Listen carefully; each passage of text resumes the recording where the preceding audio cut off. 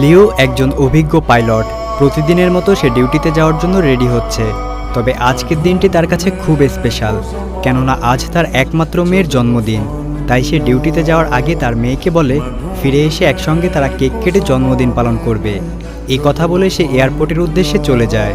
তো লিও এয়ারপোর্টে গিয়ে জানতে পারে আজ তার কোপাইলট কাই নামে একটি ছেলে, যে কিছুদিন আগেই জয়েন করেছে। সেই সাথে লিও তার থার্ড পাইলট ওয়াংয়ের সাথে কথাবার্তা সেরে নেয়। পাইলট এবং কেবিন ক্রু সবাই মিলে উড্ডয়নের আগে আবহাওয়া এবং অন্যান্য জরুরি বিষয়ে তাদের নিজেদের মধ্যে মিটিং সেরে নেয়। ফ্লাইট অ্যাটেন্ডেন্টরা বিমানের মধ্যে লাইট, অক্সিজেন, খাবার সহ সব কিছু খুব ভালোভাবে পরীক্ষা করে যাত্রীদেরকে প্লেনে ওঠার অনুমতি দিয়ে দেয়। প্লেন টেক অফ করার কিছুক্ষণের মধ্যেই একজন ফ্লাইট অ্যাটেন্ডেন্টের সঙ্গে এক যাত্রীর মোবাইল ফোন সুইচ অফ করা নিয়ে বাকবিতণ্ডা হয়।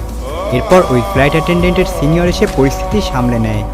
প্লেন খুব সুন্দরভাবে চলছিল এবং সবাই নিজেদের মতো ব্যস্ত ছিল, কিন্তু তারা কেউই জানতো না সামনে তাদের জন্য কী ভয়ঙ্কর পরিস্থিতি অপেক্ষা করছে। কিছুক্ষণের মধ্যেই প্লেনটি দুলতে শুরু করে। তখন লিও কন্ট্রোল রুমের সাথে যোগাযোগ করে জানতে পারে খারাপ ওয়েদারের কারণেই এমনটি হচ্ছে। তো তখন পাইলটেরা কন্ট্রোল রুম থেকে অনুমতি নিয়ে প্লেনটিকে আরও বেশি উচ্চতায় নিয়ে যায়, যাতে বাতাসের তারতম্য কিছুটা কম থাকে। এদিকে প্লেনের ভেতর ফ্লাইট অ্যাটেন্ডেন্টরা সবাইকে খাবার সার্ভ করে, আর সব কিছুই ধীরে ধীরে আবার আগের মতো হয়ে যায়। ককপিটে লিও এবং তার কোপাইলট কাই নিজেদের ভেতর গল্প করছে। তাদের কথাবার্তার এক পর্যায়ে লিও একটা শব্দ শুনতে পায় আর লক্ষ্য করে প্লেনের সামনের উইন্ডশিল্ডে ফাটল ধরেছে। তো তারা বুঝতে পারে এটা মোটেও ভালো লক্ষণ নয়। তাই তারা দ্রুত বিষয়টি এয়ার ট্রাফিক কন্ট্রোলকে জানায়। সেখান থেকে তাদেরকে আরও উঁচুতে উঠতে বলা হয়, যাতে বাতাসের চাপ কম থাকে। কিন্তু তাদের কথোপকথন শেষ হতে না হতেই বিকট আওয়াজ করে প্লেনের উইন্ডশিল্ড সম্পূর্ণ ভেঙে যায়। প্রচণ্ড বাতাসের বেগে কাই জানালা দিয়ে অর্ধেক বেরিয়ে যায় এবং লিও তার সমস্ত শক্তি দিয়ে তাকে ভেতরের দিকে টেনে ধরে। ঠিক এ সময়ে ভাঙা কাচের টুকরার আঘাতে প্লেনের ডান দিকের ইঞ্জিনে আগুন লেগে যায়। প্লেনের ভেতর সবাই বুঝে যায় খুব খারাপ কিছু একটা ঘটেছে। আর ওই প্লেনে থাকা 119 জন যাত্রী আর 9 জন ক্রু মেম্বারের সকলের জীবন এখন লিও এর হাতে। ককপিটের দরজা যেহেতু বন্ধ ছিল, তাই ভেতরে থাকা কেবিন ক্রু এবং প্যাসেঞ্জার তখনও বুঝতে পারছিল না বাইরে কি ঘটছে। তাই সবাইকে সিট বেল্ট বেঁধে শান্ত থাকার জন্য অনুরোধ করা হচ্ছিল। এদিকে সেই থার্ড পাইলট ওয়াং এবং ফ্লাইট অ্যাটেন্ডেন্টের চিফ বিনান তখন বাইরে থেকে ককপিটে থাকা পাইলটদের সাথে যোগাযোগ করার চেষ্টা করে।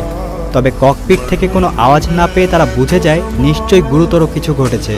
এদিকে ককপিটের ভেতরে লিও তখনও কাইকে প্রাণপণে টেনে ধরে রেখেছে, যাতে সে প্লেন থেকে ছিটকে পড়ে না যায়।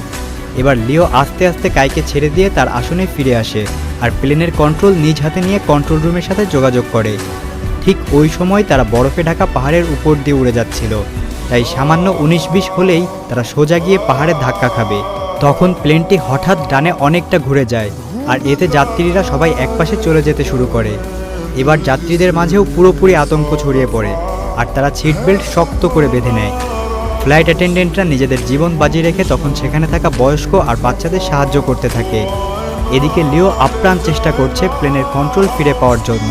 তখন লিও প্লেনটিকে একটি আচমকা টান দেয় আর এতে কাই আবারও প্লেনের ভেতর চলে আসে। সে কাইকে ভেতরে আনার জন্য ইচ্ছে করেই এমনটি করে। তবে এতে ককপিটের দরজা আচমকা খুলে যায় আর প্রচণ্ড বাতাসের চাপে সব কিছু এলোমেলো হয়ে যেতে শুরু করে। তাদের সামনে অক্সিজেন মাস্ক নেমে আসে আর ফ্লাইট অ্যাটেন্ডেন্টরা অনেক কষ্টে সবাইকে অক্সিজেন মাস্ক পরতে সাহায্য করে। তো এবার ওয়াং অনেক কষ্টে ককপিটে প্রবেশ করতে সক্ষম হয়। সেখানে গিয়ে ওয়াং দেখতে পায় প্রচণ্ড ঠান্ডায় লিও কাঁপছে আর অক্সিজেনের অভাবে প্রায় অজ্ঞান হয়ে যাচ্ছে। তখনই ওয়াং লিওয়ের মুখে একটি অক্সিজেন মাস্ক দিয়ে দেয় আর কোনো মতে বোতাম টিপে প্লেনটিকে আরও নিচুতে নিয়ে আসে। কন্ট্রোল অফিসের সাথেও তাদের যোগাযোগ বিচ্ছিন্ন হয়ে যায়। তাই আশেপাশের এয়ারপোর্টের ফ্লাইট ক্যান্সেল করে সব রানওয়ে খালি করে দেওয়া হয়, যাতে ইমার্জেন্সি ল্যান্ডিং করতে পারে। সেই সাথে পুলিশ এবং ফায়ার সার্ভিস সব কিছু নিয়ে যে কোনো খারাপ সিচুয়েশন মোকাবেলার জন্য প্রস্তুত হয়ে যায়। সেই সাথে কন্ট্রোল রুম থেকে 3টি ফাইটার জেট পাঠানো হয়, যাতে তারা গিয়ে ওই প্লেনটিকে খুঁজে বের করে লিও এর সাথে যোগাযোগ